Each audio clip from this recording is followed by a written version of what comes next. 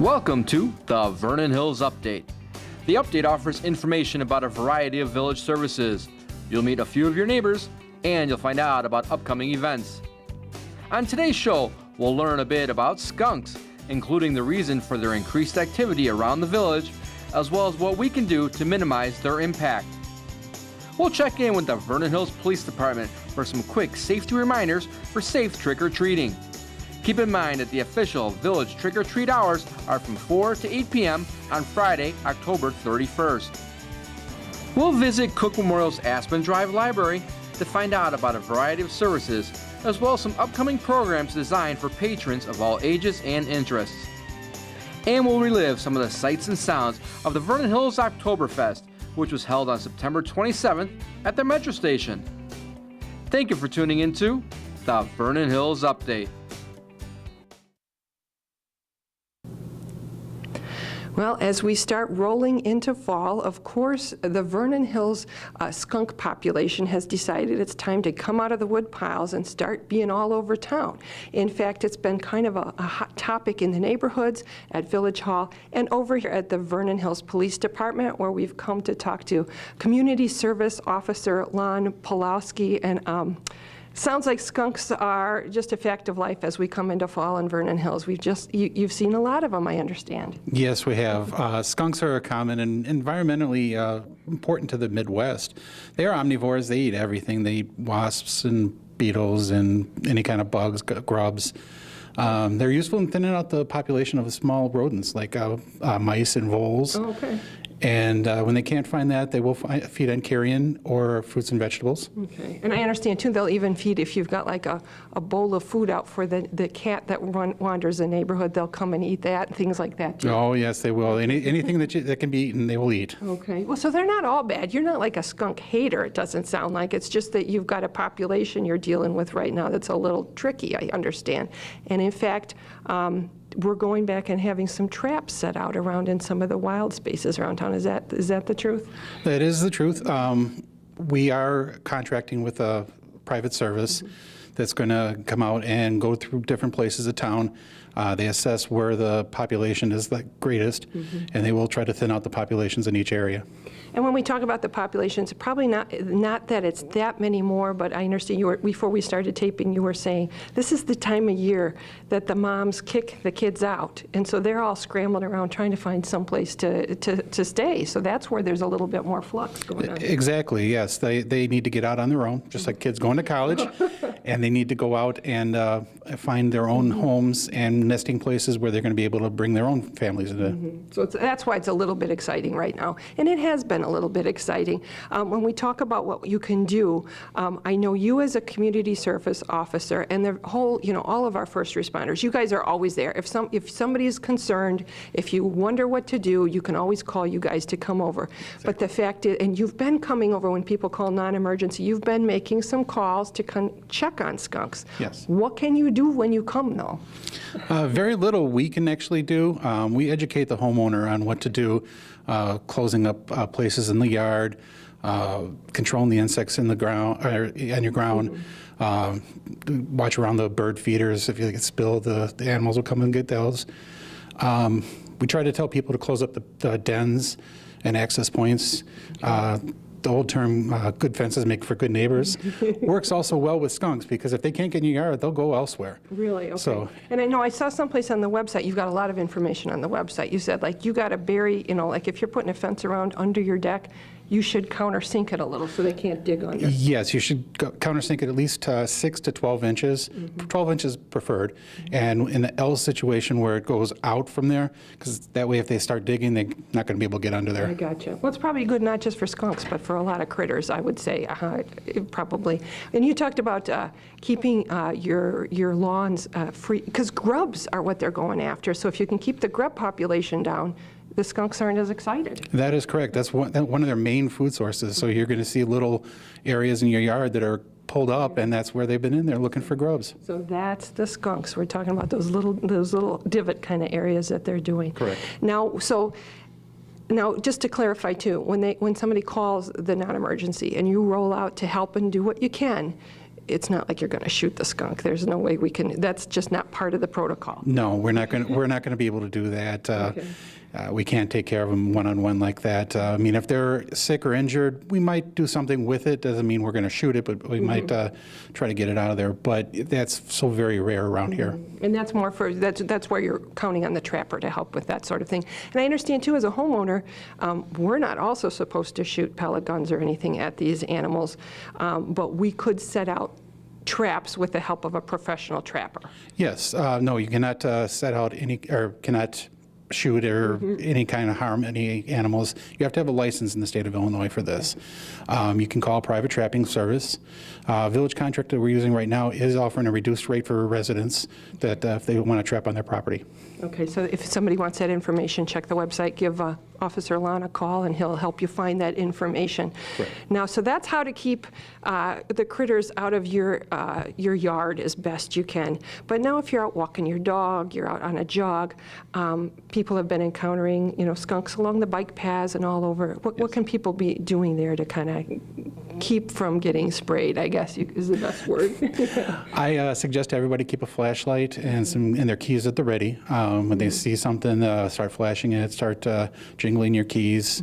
If you have a water bottle, you can crinkle that. As long as they know that you're coming, they're going to try to get out of the way if they can.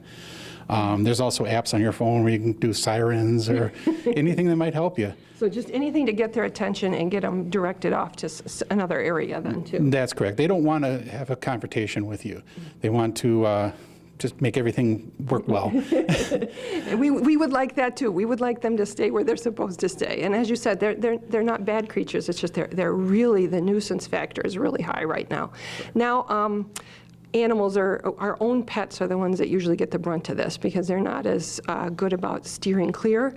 And so I know that on the website you've got a concoction that has worked pretty well. It was handed down from one of our local veterinarians who's retired, but it has to do with peroxide and stuff. And I've used it. It works. So. Oh, yes. Getting rid of the odor on a pet or a surface is hard to do. Yeah. Yes, it is. Tomato juice doesn't work like you think now.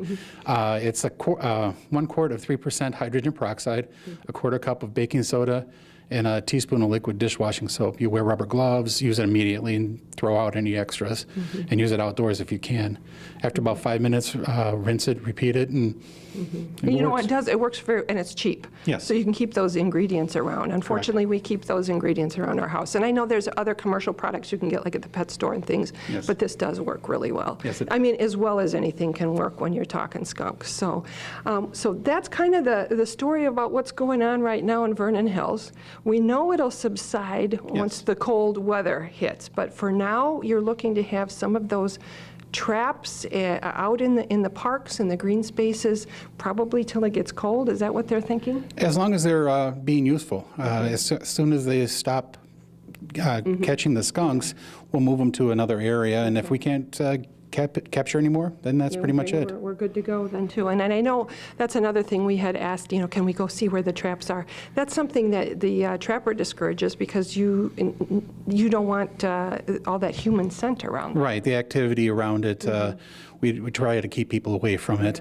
I can say we've been successful in the Deer Path neighborhood, and as well as down in Cherry Valley, the old section of town. Yeah, so like when we're talking, like, have you caught more than one skunk? I mean, you catch multiple? Oh, we've done probably over a dozen, maybe close to 24 by now, just in the past month. Well, and too, when we're talking about this, they're box traps. It's not like it's something that's going to hurt the animal. It's not going to, if your pet does wander into it, it's not something that's going to cause injury. That's correct. They're considered a live trap. If you have a cat or a very small dog that gets into one, the trap can just be opened and brought them out, yeah. Okay. Well, so that's what's going on here with skunks. And I know you're available. You've got information on the website. We can call the non-emergency if somebody wants to talk to you or find out about trapping, or if they want to hear a little bit more about what they can do. You've become kind of the expert on the force. Isn't that exciting? Yes, I've been kind of dubbed the skunk king here. Very nice. Hey, it's nice to be the king of Yeah. something, I'm just saying. So So if somebody wants to know more, or like with anything, if you've got a concern or a question, or you see something that looks unusual in your neighborhood, always give a call to the police. They're happy to roll over and see what's going on. You'd rather see than let it go and then find out something did need to be taken care of. That is correct. We have to learn to live with them, and it has to be done. Yeah, and it's this time of year, so we'll probably be back next year, Skunk King, talking about this once more. So thank you for the information. Please go online if you want to learn more, or give a call over here. And I guess, like he says, we got to learn to live with them. But thank you very much, Officer Pulaski. Thank you very much.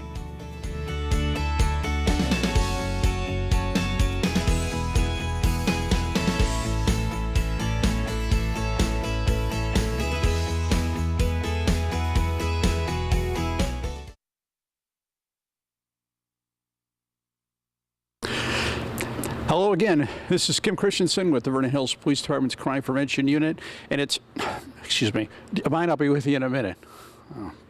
Anyway, it's time again for our annual Halloween trick-or-treat safety tips. Halloween is right around the corner. In fact, in Vernon Hills, the official hours for trick-or-treating in Vernon Hills for 2014 is Friday, October 31st, from 4 p.m. to 8 p.m. Again, that is on Halloween. Friday, October 31st, from 4 p.m. to 8 p.m. And then, excuse me. Now, typically, of course, we are going to do our best to ensure that every trick-or-treater has a safe and happy Halloween. But there's also some things that you as parents can do to make sure your children are safe also. Now, parents, here's a couple things that you should remember when it comes to your child's costume. When it comes to costumes, light-colored, non-flammable costumes should be worn. And if your child is going to be out after dark, please give him or her a flashlight that they should carry with them at all times after dark. When you're thinking about a costume, keep in mind that long costumes and high-heeled shoes might be unsafe when your child is crossing the street and climbing stairs. Think about using makeup instead of a mask, because sometimes masks can easily obstruct someone's vision.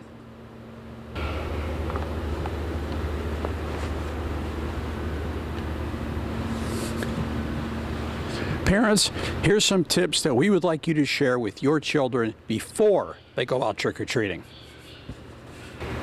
First, please instruct your child to be courteous and respectful of the property of others. Instruct your child not to accept rides from strangers or other children not known to them, and most importantly, not known to you. Instruct your child never to enter the home unless it is one of a relative or known friend. Tell your child to stay on the sidewalk as much as possible and to confine their trick-or-treating to your own immediate neighborhood. You set the boundaries where they can go. Be sure they understand those boundaries. Please have your children walk. Don't run from house to house. Sure, it's a great time for the children to be excited, but safety is of everybody's utmost concern. Naturally, children should always watch for traffic. If they're walking down the sidewalk, they should pay special attention to cars, maybe preparing to back out of a driveway.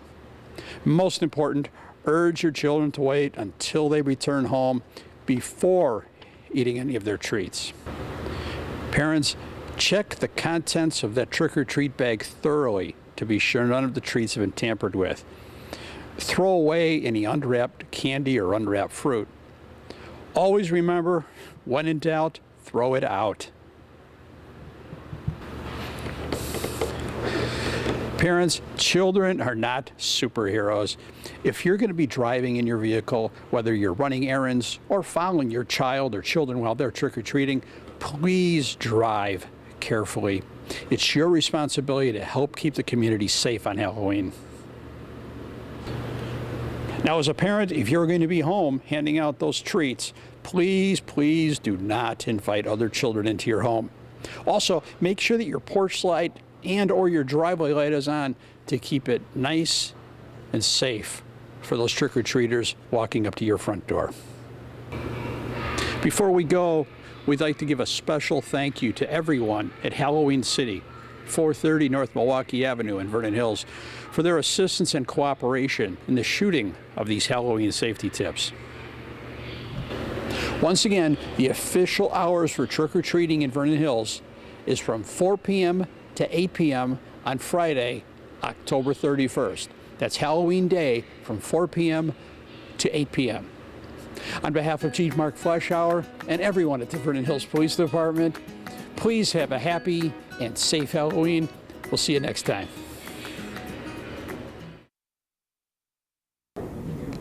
Well, as we come into the fall, that's a time I always think about curling up with a good book or an e-reader or whatever the case may be. And we're with the people that really know all about that. We're at the Aspen Drive Library. We're with Melissa Henderson. She's our friend from Cook Memorial Library. She's the children's manager. Oh, you got to say Senior Manager of Children's Services. I knew there were a lot of words there, and I knew I was going to mess that up. Yeah, well, as well you should. And Melissa, you've been with us before, and lots going on here all the time. But let's back up and talk about the big picture of Cook Memorial Library and then this Aspen Drive Library facility, because it's not been around that long, but boy, you just keep growing in popularity. Is it still the case? It is wonderful. We do. We are growing in popularity. We are one district, the Cook Memorial Library District, and we have our Cook Park Library in Libertyville, our Aspen Drive Library in Vernon Hills, and then the bookmobile that drives around every place else, including Mundelein and Green Oaks and all kinds of places. Yes, and we've always talked about the fact that the library is well loved by our viewers and people around the area. And I know it's busy in here today. We're at an after-school time, but the amount of traffic you get just keeps growing, and you just keep adding services. Right. We had, for example, this morning we had our students who take the English language learners class. We had a Facebook for beginners class. We had moms with little kids, and now that it's afternoon, we've got the bigger kids, and we've got a program that's going to be starting pretty soon for the tweens and teens who will be gaming. So there's a lot going on for all ages. Yeah, let's talk about what's going on here, because when you think of the library of old, you think of beautiful books, which I see all around me, and that is truly the case. You've got the bestsellers, you've got everything new, you've got all kinds of resources for everybody, and in fact, our teachers and a lot of people around the district come in for those kind of resources that they pull into the classroom because of those partnerships. We have a great relationship with the schools that and the students that the schools and the library serve in our district. So we do make our books available to students through their teachers. We work very cooperatively with them, which is great. We also have a wonderful relationship with the districts where we do cooperative programming. So, for example, every year we have the Design a Bookmark contest, which has just started, where students can submit a design, and they can be, if they're chosen, then they are given an award. But everybody who submits one, we actually put their design, their submission online, and so that is really a cooperative relationship with this program that we do with the schools, where we have the activity at the library, but they really help us get the word out, which is wonderful. Well, and that's one of many things, because as you go through the years, I know coming up, we can watch for the principals of the different Hawthorne schools to come over. That's right. We have principals read here at Aspen in the fall, where the principals from each of the schools will come over and do a story time, and that's a lot of fun. And some of the principals actually give little incentives for the number of kids that show up, so that's always a treat. Just so you know, I think the principals do compete a little bit to see who gets the most. I do think they do, and we do keep count and let them know. And then we also do that, though, in the northern end in the spring. So, because we do serve the two districts, one in the Libertyville area and then one in the Vernon Hills area.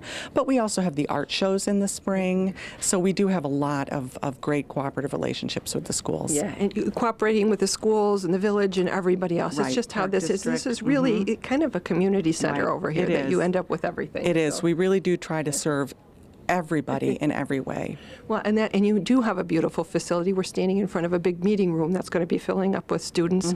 You have computer labs. You have quiet study areas. You have open tables. I mean, the facility itself serves a lot of different folks. Right. It does, and we're always looking and thinking about how we want to adjust our space a little bit to make it more usable for people to do whatever they need to do. So we do have, as you said, open space, meeting space. We have the computer lab.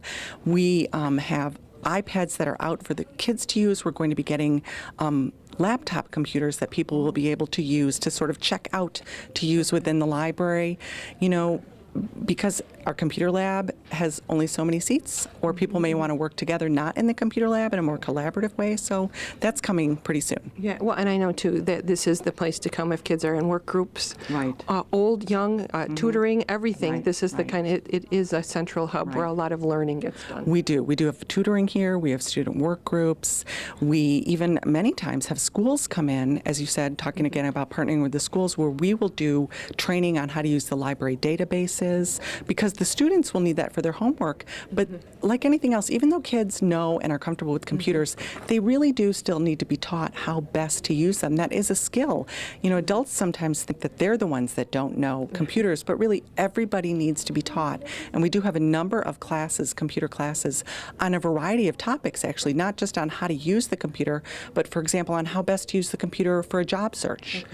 You know, Well, we were talking about that before things started. There's a lot of jobs. The only way you can apply is through the Right. online portals. Right. And on top of that, you need some materials to attach to those. That's so right. so there's several steps a person has to go through, and you can help all through those steps. right, and this month we have a series of classes, in fact. There are going to be 3 two-hour interactive workshops with a career professional. She's also a CLC professor, adjunct professor, who will be coming here, and she'll present a workshop on the basics of online job searching, on writing an effective cover letter and resume, and then on, there was one more. I need to look at my, most importantly, interview skills, because once you've got that online job, you need the interview skills. So if it's been a while since you've looked for a job, or if you've never had to use the online resources to look for a job, this is a great way to get started. Well, so it's a program like that, how does one,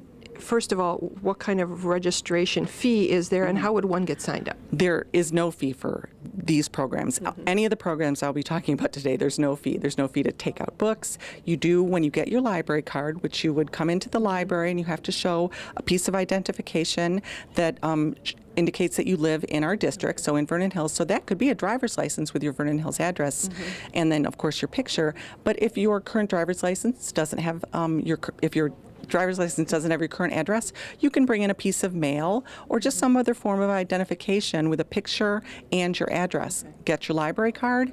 Then to register, you don't even have to have a library card to come to our programs, but of course you would want one for all our other wonderful things.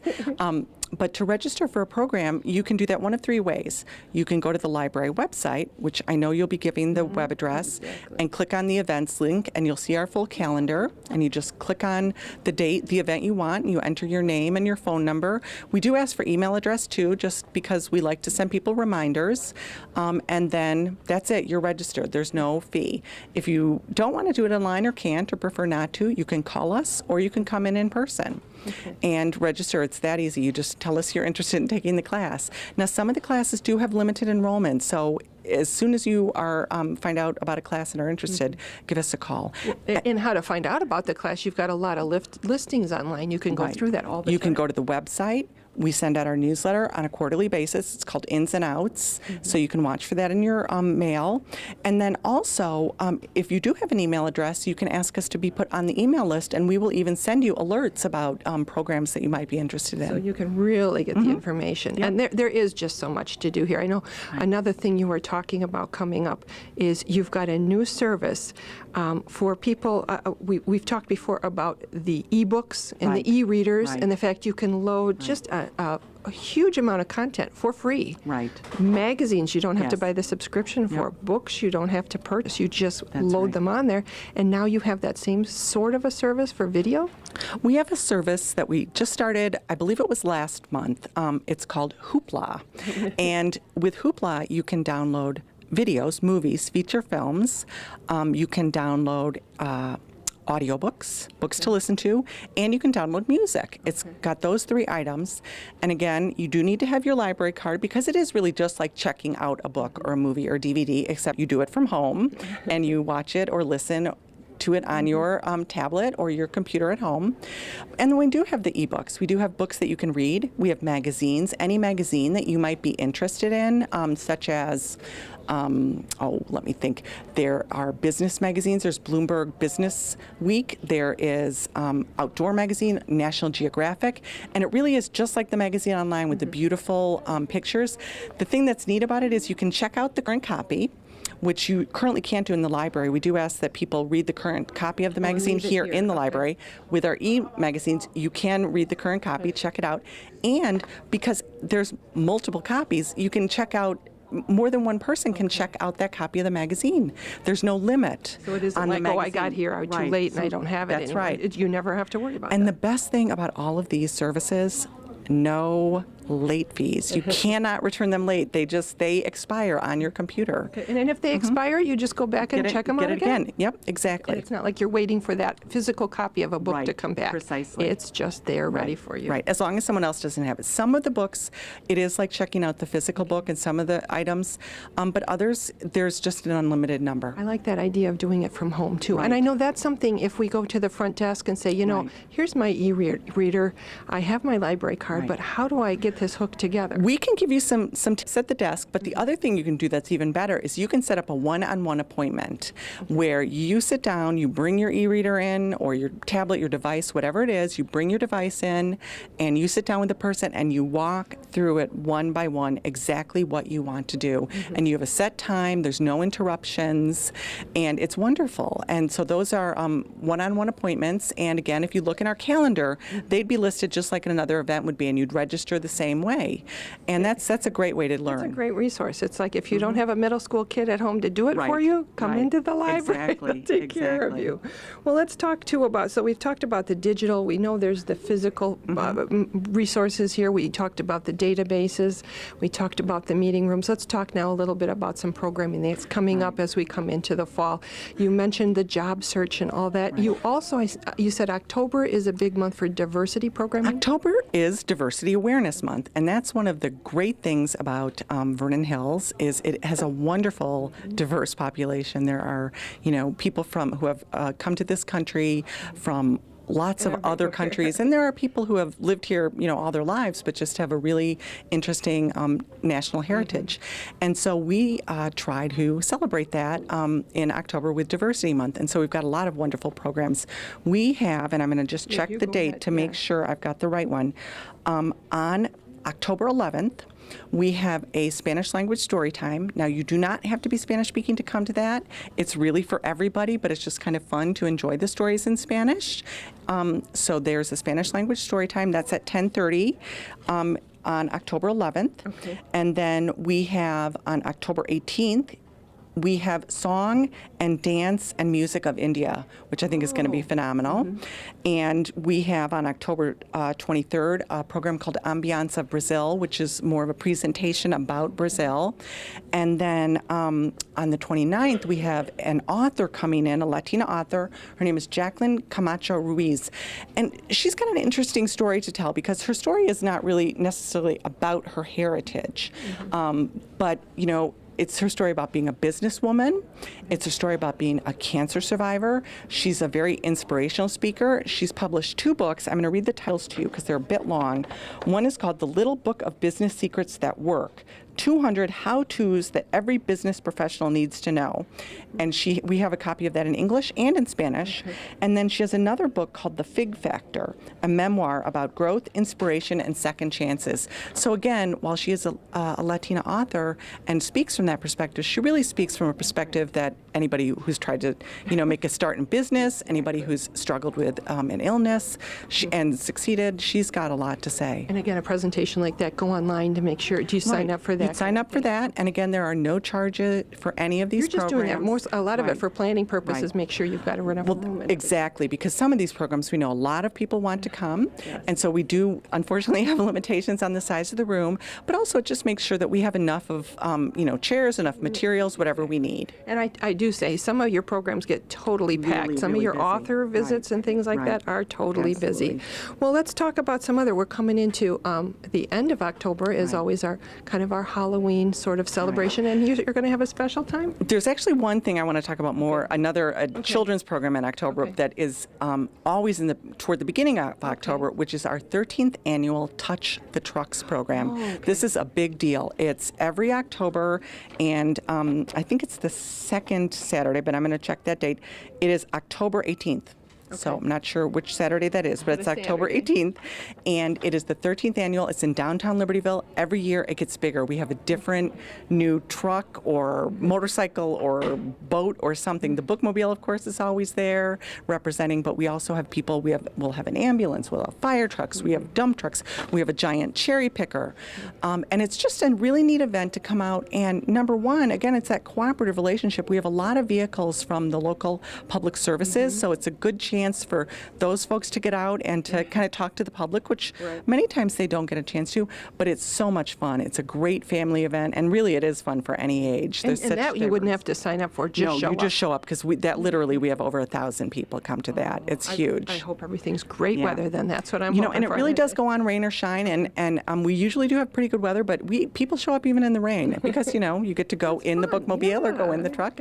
So that's right on Church Street, right outside of the right on the south side of the building in Libertyville or Cook Park. And you can kind of see it happening because you can't miss it because they block off a whole street. Absolutely. So that's the 18th. That's the 18th. And then at the end of October, we are doing sort of a slightly scary family story time, and it's an after-hours story time. So the library will be closed, but we will be in the library. It is on, I need to look up the date, Friday, October 24th. It begins at 6:15. Slightly spooky, not too spooky stories, but again, that's for families, and we will ask people to sign up for that. Another new thing we're doing this year, I don't even have the date for it off the top of my head, but it's coming up, is we're doing a costume swap, where if your children have outgrown their costumes or just are done with them and you're looking for something new rather than buying a new costume, we're doing this at our Cook Park Library, where you can bring a costume and then you can swap a one-for-one costume. If there's something that you would like, you can donate your costume, get a costume. Idea. We'll have a craft there, so that'll be another fun event. Okay, so that's something we should watch for coming up. Look in the calendar. Yeah, exactly. Well, that's the thing. You've got to look in the calendar for all that. There's just too much to go through. There's just a lot of stuff. And we always talk about all this, you do just have constant story times and author visits and things like that. Right. And you do have book clubs going on if a parent wants to make sure kids are still reading. One of the things that we do, of course, have the big summer reading activity, which everybody's involved in. But then we also have for the kids, pre-K, babies really, any age up to 6th grade, we have what we call our seasonal reading clubs. The fall one started September 15th and goes through November 15th. And again, the idea there is that, especially during the school year, children have a lot of required reading. Yeah. And sometimes that becomes, it sort of feels like a chore if you have to read. So what we like to encourage is the enjoyment, the love, the fun of reading. And so that's what our seasonal book clubs are. You can read whatever you want, reading that you do for school counts, any kind of reading you want to do. And once you read either 20 titles or read for a total of 400 minutes. You get a prize. You get to choose a book your own to take home. And you get to take something. You get to choose a book, a brand new book of your own to take home. And again, the whole idea is that it's enjoyable, it's fun, there's a reward, and it's just to foster the love of reading. And it's even listening. So if someone reads to you, if you're not a reader yourself, if someone reads to you, and what I always like to tell older children who have younger siblings, if the older child reads to the younger child, they both get to count that book or that 20 minutes. That's double good. That's double good. Well, gosh, there's just always so much going on here. Yeah. Thank you for taking the time. Thank you for all you do in here. And I know, like we said, this is a busy place. It's really getting busy right now. The school is letting out. Yes.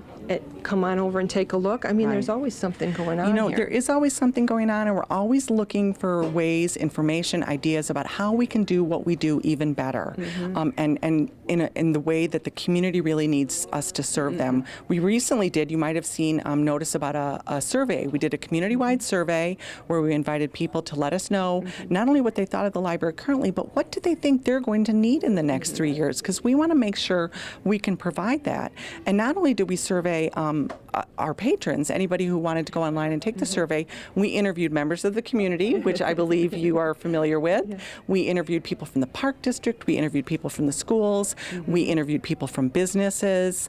And we also had two very special focus groups just with teens, just to talk about them. What did they need and what are their interests? Because we really want to provide the services that our community needs now and going forward. So going forward, all those the survey process is done, and you're going to have some new strategic plans. And we can watch for that toward the end of the year? I think that'll be coming out in late December, early January. So that's something we as library, as people who are, community members who support the library at some level, that we should take a look at that for sure. And even when we're not doing a survey, if you have a question, if you have a suggestion, please let us know. We have online forms, we have print forms. You can just ask somebody at the desk.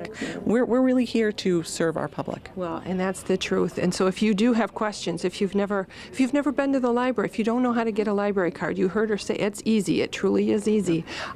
Take a minute, come on over here, go online and figure out all the things you can get from the comfort of your own home. Right, and if you don't have the card, just come in. You're welcome to use the space. And certainly if you have a card at another library, like some people have the card from Vernon Area Library, which is in Lincolnshire. Some people get confused, it's not in Vernon Hills. You are welcome, everybody is welcome to use our library and our resources. That's good to know. Thank you so much for all you're doing. I'll let you get back to it because I know people are standing around trying to get your time. Okay. Thank you, and have a great fall. And remember, go online. Come on in, give a call. Yes. They're here to help. Thank you. Thanks.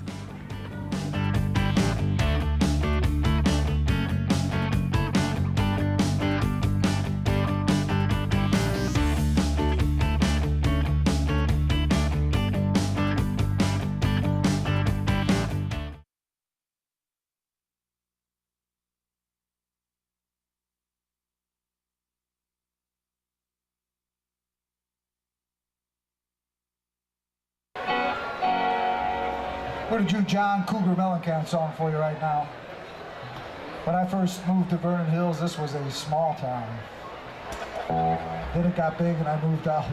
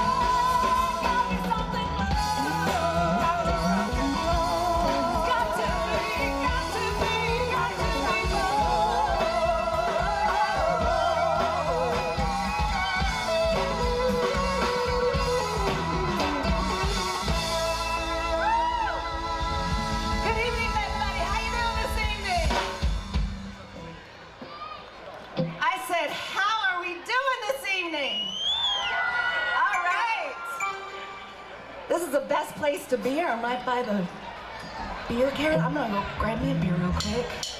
Oh, maybe not.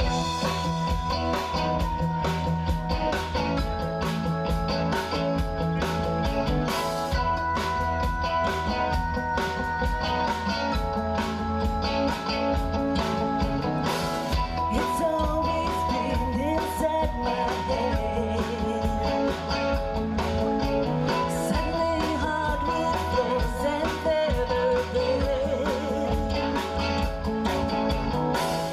And children laughing, running up and down the stairs.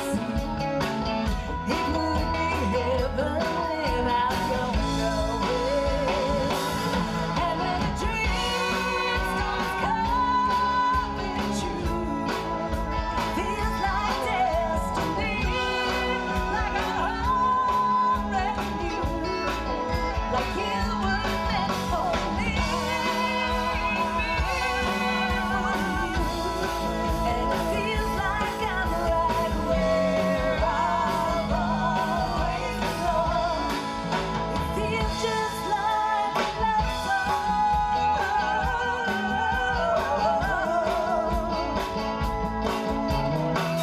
The way we talk, the way you smile.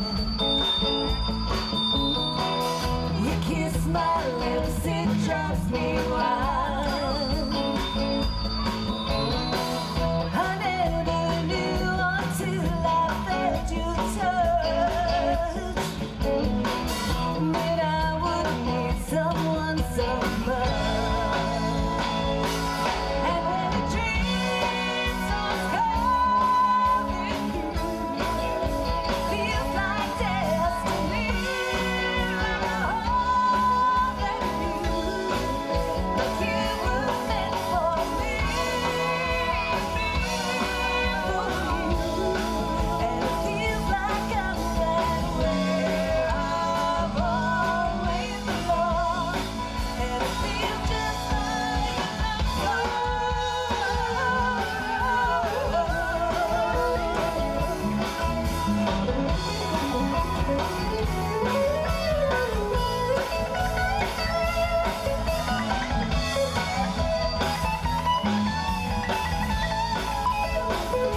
Tell my rainy goodbye. Your blue sky feels like coming home, and it feels just like a love song. Feels like destiny, like a heart that knew, like you were meant for me, for you. And it feels like I'm right where I've always belonged. Oh yeah, I'm right where I belong. And it feels just like a love song. Feels just like a love song.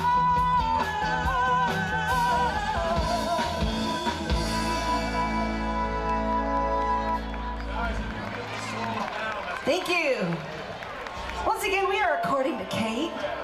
We are a local area from Gurnee. Whoa. Let's see if y'all know this one.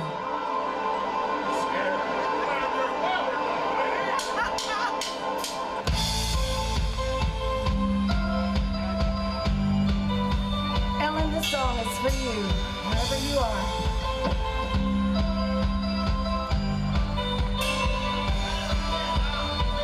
Dry lightning cracks across the sky.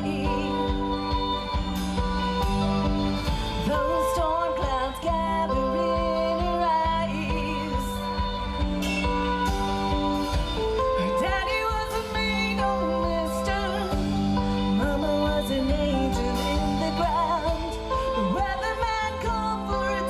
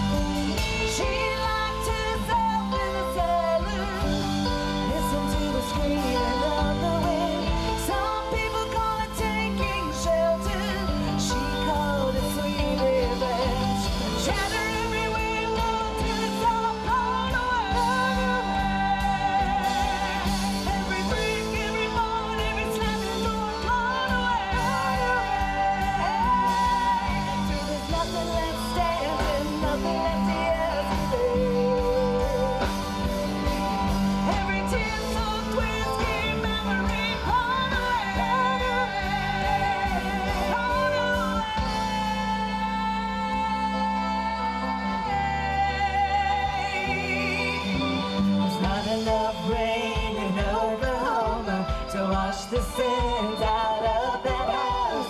It's not enough wind in Oklahoma to rip the nails out of the glass. Shatter every window till it's all blown away.